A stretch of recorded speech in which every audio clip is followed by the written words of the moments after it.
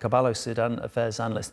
Ahmed, in terms of the fact that the presidential palace has been recaptured and now it seems like they've got control of the airport as well, having control of the seat of politics in what is still a very divided country, does that bring any element of control or any kind of civility to parts of the country?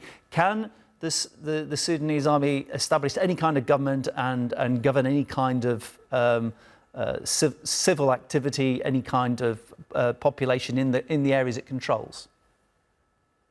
Yes, definitely, because what they've managed to do is cut off the RSF from the center of Sudan.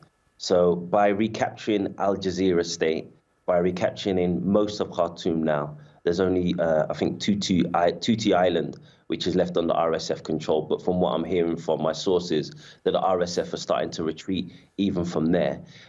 Then it does allow for there to be some form of governance. There is some form of governance happening for some time now in Port Sudan. That's where the government's affairs have been taking place. But now it means that it can come back to where it belongs, and that's the capital of Sudan, that's Khartoum. But there is obviously concerns that the RSF, will try to come back at a later point and will start shelling parts of Khartoum and parts of the center. At the moment, as long as they manage to cut off that supply route from RSF forces in the center, then it seems unlikely. But as we've seen since the start of this war, it's really gone from one extreme to another. At one point, it looked like the RSF was going to take over the whole of the country. Now it looks like the Sudanese army looks like it's taking over the majority of the country, but it could easily go back. It all depends on the external powers and their support. The real shift in this war was when the Turkish government started supplying sophisticated drones to the Sudanese army, when Russia started supplying fighter jets via Algeria. So the Sudanese army really needs to maintain this foreign support if it's going to maintain the areas that it's liberated.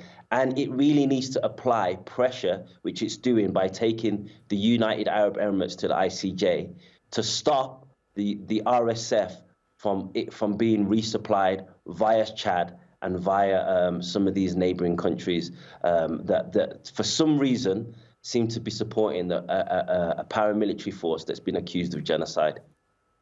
Yeah, Ahmed, I wanted to just reiterate that the US claim that both sides have been carrying out human rights abuses. Is there any reason to think that a country governed predominantly by the Sudanese army, that the people, their lives will be better under them than under the RSF? Yes, a fantastic question. I'm so glad you asked me that, because what's happened over the course of this war, because the rapid support forces have been so bad, the Sudanese army have been lionized and people have had some sort of amnesia of what's led us to this situation. It was the Sudanese army that created the rapid support forces to fight against groups in Darfur. It was the Sudanese army, General Burhan, who invited Hemeti into the capital city to be his deputy under the Sovereign Council. It was the Sudanese army who, alongside the rapid support forces, partaken in a coup against the transitional Prime Minister Hamdok. So the Sudanese army hands are not clean at all. What the majority of Sudanese people think is that we'll deal with the army later, but we just need to defeat the rapid support forces and deal with this existential threat right now. But I don't think it will be that simple. I think if the Sudanese army defeats the rapid support forces, it'll be more empowered than ever. The revolution that happened at the end of 2018, beginning of 2019, will be further away than ever. There will be this idea of a move towards civilian government will be nothing more than a pipe dream. They'll have the legitimacy of defeating the rapid support forces, and they'll use the pretense of we need to keep the Sudanese army in place, in power, to protect the country from external threats. So what will most likely happen if the Sudanese army is that the 30-year dictatorship that ended in 2019 will now be reloaded under General Burhan.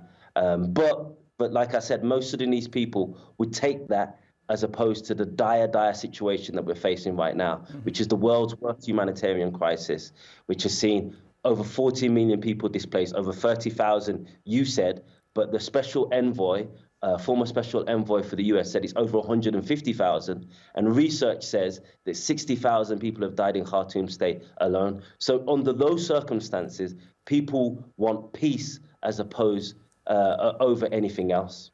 Ahmed, really appreciate you coming on. Ahmed Kaballo, Sudan Affairs Analyst, is my guest this hour.